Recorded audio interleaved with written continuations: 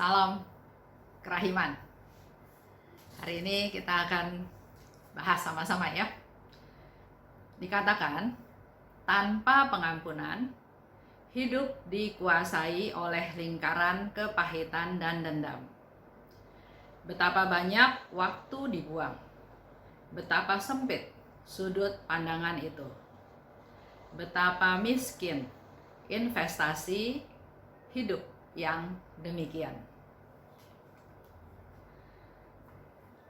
Contoh, ada seseorang, kita sebut saja B. Dia merasa ditipu uangnya oleh A. Sudah berusaha tagih dengan cara halus, dengan membujuk sampai kasar.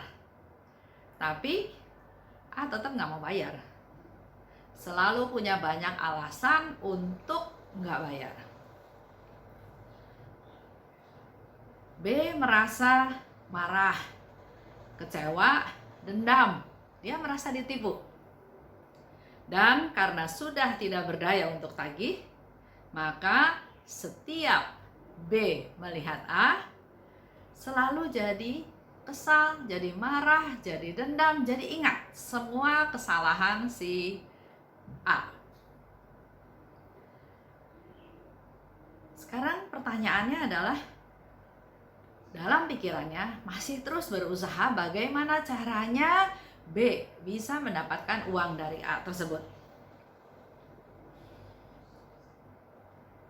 Dia berpikir dengan segala macam cara, membujuk istrinya, mengadu kepada teman-teman yang kenal dengan A.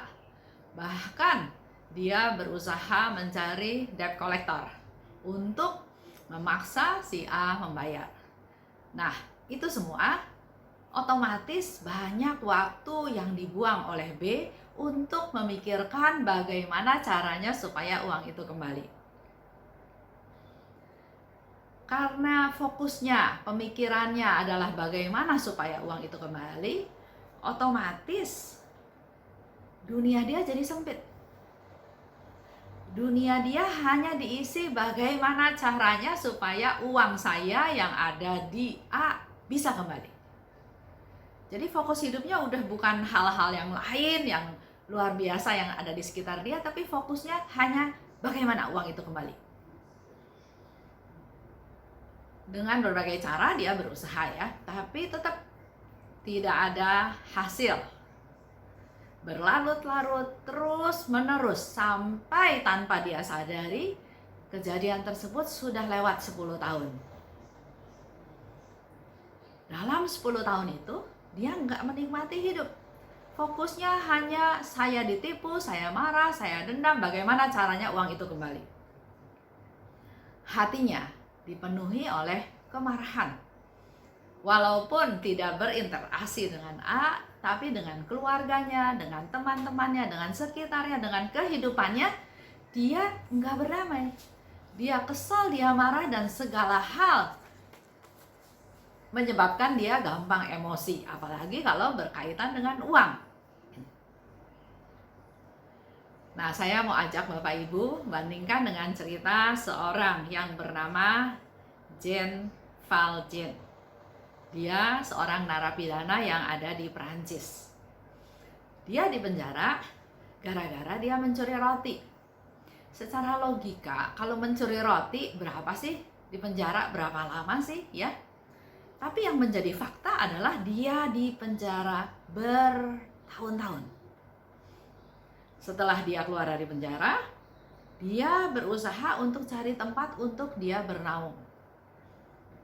Dia mencari ke sana, dia mencari ke sini, tapi nggak ada satu orang juga yang mau nampung dia karena dia sebutannya adalah ex narapidana.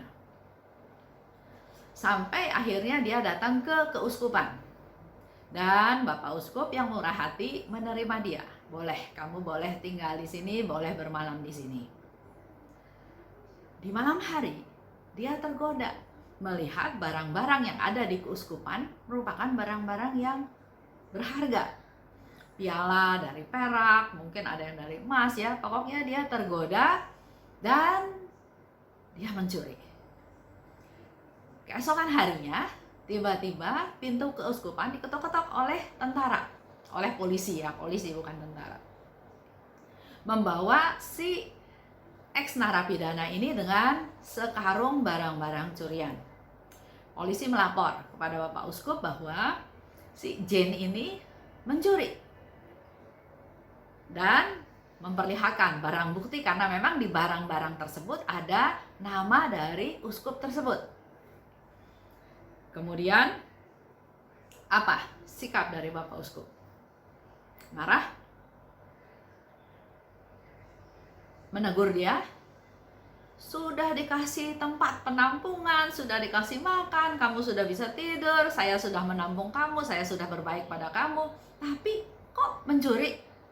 Percuma dong kamu sekian tahun di penjara, nggak membuat kamu sadar, malahan di hari pertama aja kamu sudah mencuri. Itu reaksi umumnya ya. Tapi kita coba lihat apa yang jadi reaksi Bapak Uskup. Dia katakan, Jane, untung kamu balik. Karena ada satu barang yang saya mau kasih ke kamu dan kamu lupa bawa. Kemudian si Bapak Uskup itu memberikan piala pada si Jane ini. Jane kaget karena dia tidak menduga dia akan diperlakukan sebaliknya daripada yang dia pikirkan. Dan polisi juga kaget karena kok uskup bereaksi seperti itu. Bahkan uskup bilang enggak, dia enggak mencuri. Barang-barang itu memang saya kasih ke dia. Ya udah, urusannya selesai. Polisi pergi karena bukan pencuri kan si Jane ya. Jadi Jane ini ya ada berdua-dua dengan Bapak Uskup. Jane terdiam. Apalagi pada waktu uskup katakan kepada polisi, Jane ini bukan pencuri. Kalau kita lihat, di situ ada tindakan belas kasih dari Bapak Uskup. Dia mengampuni Jane. Dan sikap Bapak Uskup ini tanpa menghakimi, tanpa menegur, tapi justru sikap inilah yang menyadarkan Jane. Dan melalui kejadian itu, si Jane ini berjanji, aku akan membaktikan diri untuk menolong orang lain. Dan ternyata dari cerita ini kita bisa tahu, belas kasih itu melunakkan hati Jane. Mari kita lihat dari diary 342. Dikatakan di sana, derita adalah harta terbesar di bumi. Ia membersihkan jiwa. Dalam penderitaan, kita memahami siapa sahabat sejati kita. Kasih sejati diukur dengan termometer penderitaan. Nah, dua contoh ini biar menjadi renungan kita semua. Kita pasti juga pernah merasakan dirugikan orang lain. Ditipu, dibohongin, ya dirugikan,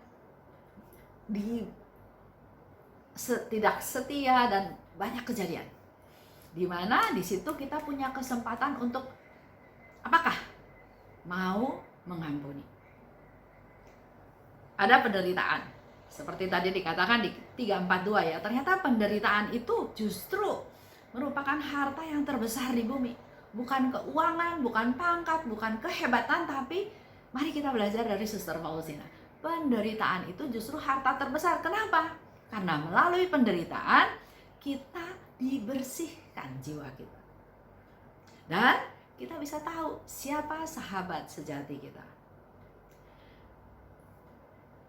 Bukti bahwa kita mengasihi adalah dengan termometer penderitaan. Itu aja untuk hari ini. Semoga rahmat kasih Tuhan dari Allah yang Maha Rahim melimpah pada diri kita, dan kita juga bisa menjadi orang-orang yang bisa mengampuni. Salam kerahiman.